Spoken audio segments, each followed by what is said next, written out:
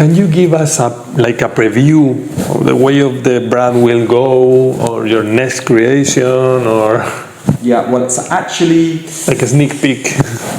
Actually, as I said, I never set out to create a brand, and I'm here today with like 30 perfumes or whatever, and I opened a store actually just before COVID in Palais Royal in Paris, a small store, and that's kind of brought me closer to my clients, basically, people that wear my perfume, and that's been really interesting because until then I didn't really have much contact with wearers of perfume. So I discuss I'm in the store from time to time, and I discussing perfume.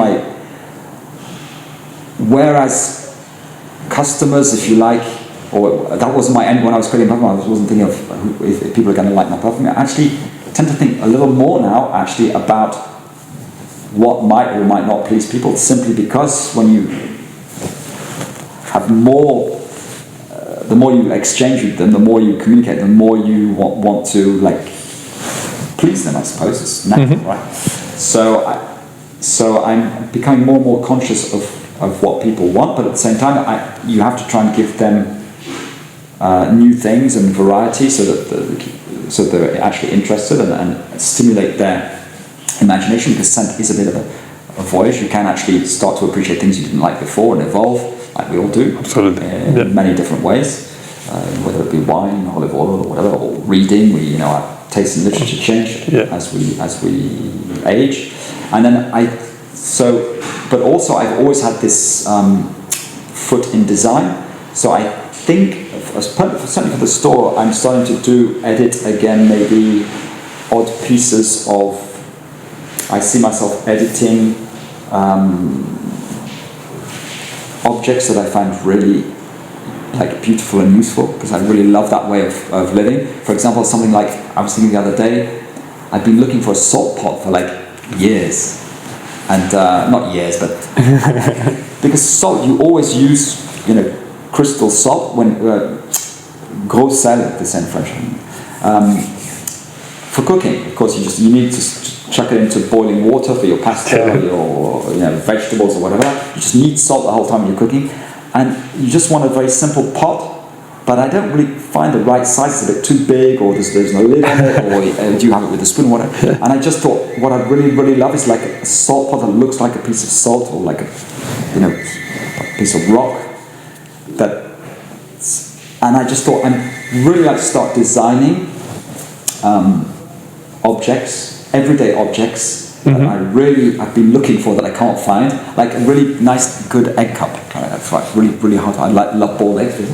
And I thought, but at the same time, I'm starting to do objects around scent. So for it's very interesting. Yeah, I think things to put in your drawer, to just very simple things that really just give you everyday pleasure, which are related to scent, and sometimes going a bit further, not related to scent, because that's a part of it's a part of your life. Yeah, of your life. And what I do is really an extension of, I suppose, a part of my life. So I think that's the way forward, is going almost into lifestyle, but without, I don't say I'm going to start doing a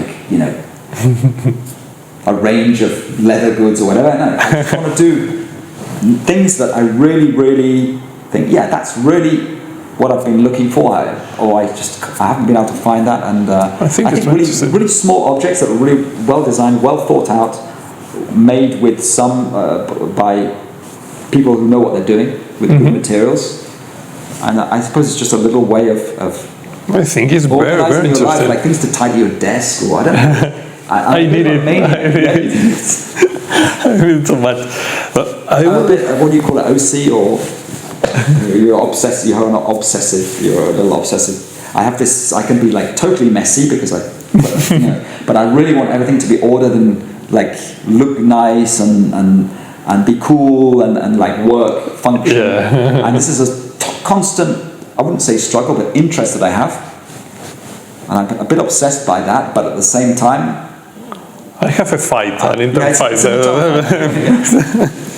Being organised and actually to be productive, you have. But at the same time, if it's organised, it's boring, and you don't like looking Absolutely. at it. You know, life is like small pleasures. You like get up in the morning, you see a chair, and you think that chair looks really like that chair. It looks great, and you enjoy sitting in it. I think those things, you know, I was saying a salt pot. I have a pot in which I put sugar because I drink or used to drink huge amounts of tea. I no longer can, kidney stone, and it's a pot which comes from Mali. It was brought to me by an ex-girlfriend, and it's like a leather pot which is made in wood, covered in goat skin, and I've used it every day for 30 years. It's still absolutely immaculate, but it doesn't even look old, and it's just goat skin stuck onto wood, and it's made by it's a craft. It's a crafted pot with punched leather like details in it, cut in it in a tribal beautiful pattern. Yeah. And it's just so functional, and you put the lid on and it just goes seals. And yet I took my brown sugar in there, because I don't use white sugar, and every time I get a ticket in the morning, or I look at it and I think that is so cool. Yeah, the little pleasure. Yeah, absolutely. Pleasure. So I just think that these objects, or it's like perfume. It's just a little thing that just makes life a whole lot better, and it's a tiny little thing. Oh, I love this definition. I love it. It's part of appreciating life, and things that other people do, crafts, and makes life in this really enjoyable. Talking about little pleasures, you have a new line of candles. Yes. Yeah. Can you tell us something about? Yeah. Well, I used to do a lot of candles, and then I was asked about what was it, about 6 years ago, to do a scent for Dom Perignon, the champagne house, by LVMH, and I did a scent basically based on the Benedictine monastery called Altamvillare, where champagne was elaborated by Dom Perignon, part of the history of champagne. And the scent was very much based on the monastery itself, so what a monastery might smell like if you open the windows over the vineyards and what have you. Okay. So I got back into candles basically, and I've actually manufactured the pots, which are in stained glass. Very simple, but it's actually difficult to do stained glass these days because you need huge quantities to do coloured glass. I coloured in the mass, not tinted glass, not lacquered glass. Yeah. And I really want to do this tinted glass. So it's a very, very simple shape, but the scents I actually take, for example, if I'm doing an incense, it's not cardinal, I have a scent called cardinal. Yeah. The formula is not exactly the same. Why? Because if you put a perfume, which a lot of brands tend to do, and put it straight into a candle, or vice versa, it doesn't work. The way you smell a candle is totally different to smelling. Absolutely different. Yeah. So if you want to make it work as an incense candle, so I call that, for example, benediction, and I have one based on called forest fire, which it's a bit it's a bit shocking in the name because of what's going on in there's so many forest fires that we hear about, but it smells of like a burning forest with woods and berries. Almost you can smell berries and burning cypress trees, pine trees. And I've also done a system now whereby you can refill the glass. This is very interesting. So that's kind of new out. I think people will love it. Yeah, sure. Well, I think as well what's interesting is going into as you were mentioning about design, what I was thinking, well, doing that refill system also gives you the possibility to do like not one-off, but a small series of really beautiful candle holders, because I think part of having an interior scent is also about having a nice object, and one that you can maybe reuse, either refill it, use it as a candle, but also have use it as another object, as a salt pot or whatever. And I think it's nice to have a lid on a candle as well, because there are times when it's not burning and it still smells quite strong.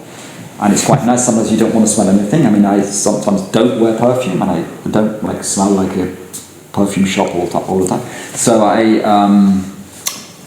there are times when I don't want to smell anything, or just want to smell what's around me. So I think it's good to have. It keeps the dust off and all this sort of thing. So I've just recently actually worked on a collaboration with a ceramist, Kuhn Ceramic in Berlin, a friend of mine, who is a great ceramic artist, and we're doing like a series of ceramic candles with lids based on actually the railings in Palais Royal. I don't know if you know that in Palais Royal you have railings around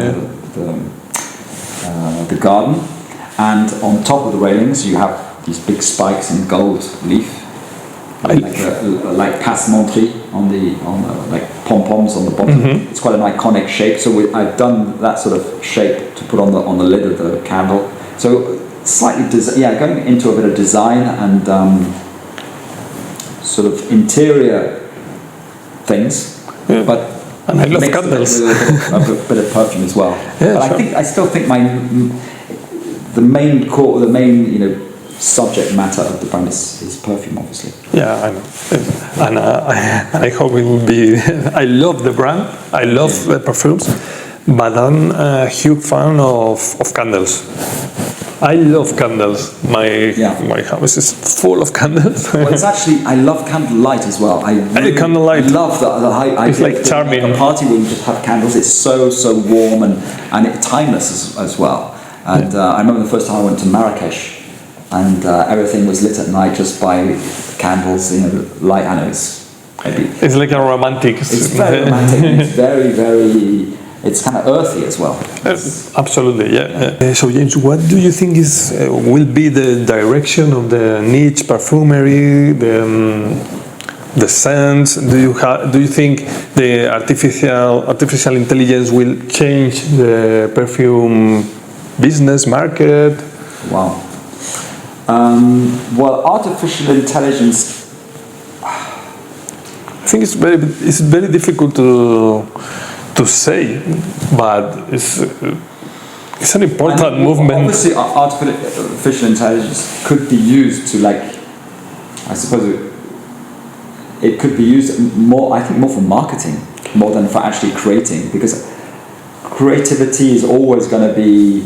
The whole point about creativity is freedom, right? So it's individuality, it's freedom, and that's why I like doing it. So I think creativity is always going to go against the grain, because that's just the way creativity, that's almost the definition of creativity. It's freedom, it's thinking outside the box, and it's kind of not being constrained by one particular aspect of life or what have you.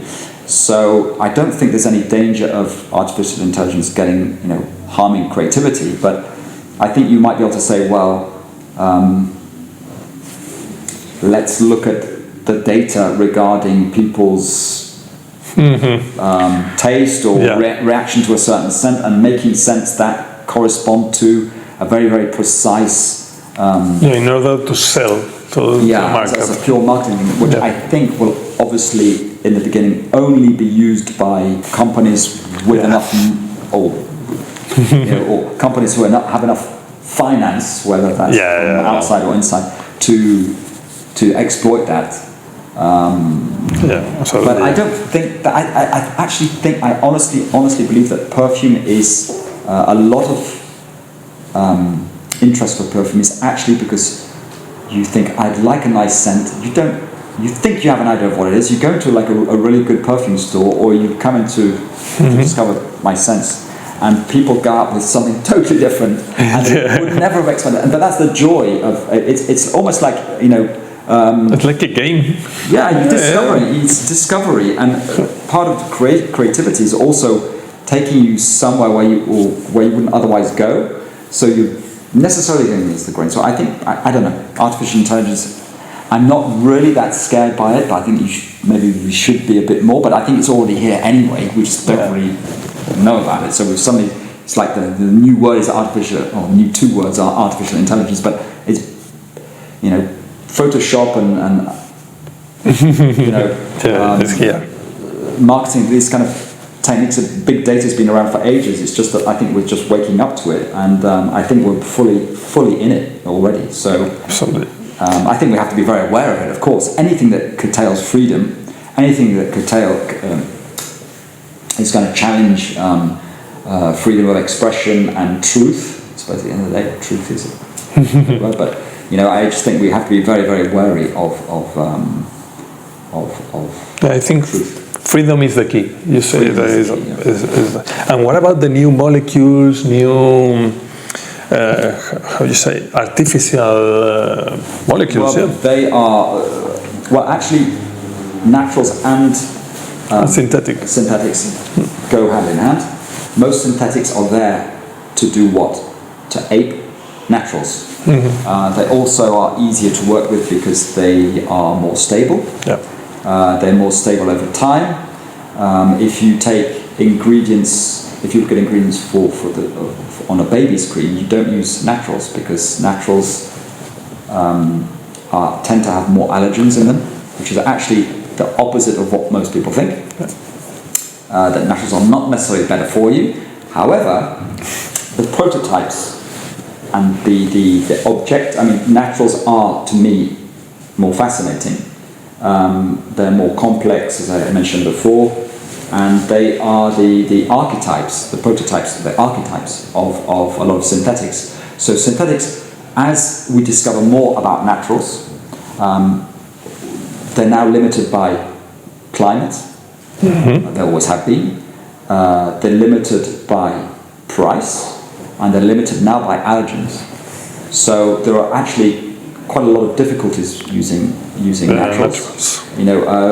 Vetiver that's been the recent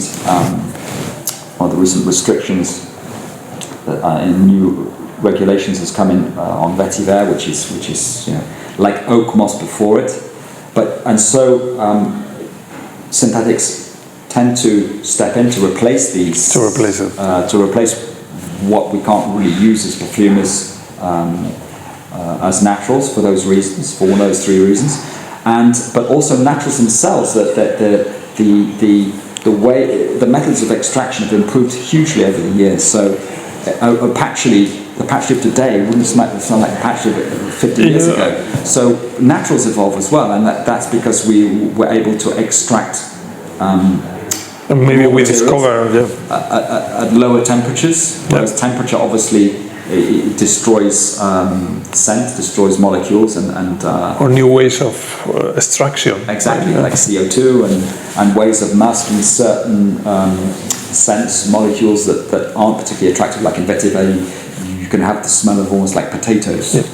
So, or in patchouli, you can have the smell of damp paper. They're not the only smells you can have. So a good extraction will try to diminish the less attractive parts of the scent and push, for example, what I love in vetiver, Haitian vetiver particularly, is the grapefruit note. And it's very interesting. So I think perfumes have always been at the point, on the cusp of what's possible, on the point of technology, and that's one of the reasons it was, in the past centuries, so rare and so highly prized, is because there were very few people that knew how to extract it. So it's always been this kind of alchemy. So it's always been hand in hand with technology, and I think it will continue to be, of course. I agree. So James, thank you so much for being here. Pleasure. My pleasure, absolutely. And I hope you enjoy Madrid. Thank you. And it's a very, very big pleasure to be here with you. Y muchas gracias a James. Muchas gracias a vosotros por ver el vídeo. Os recomiendo suscribiros al newsletter de Laconicum y probar los perfumes de James Heeley, que, como ya sabéis, he dicho muchas veces, es una de mis marcas favoritas. Así que muchas gracias y nos vemos en próximos vídeos. Chao. Chao, chao.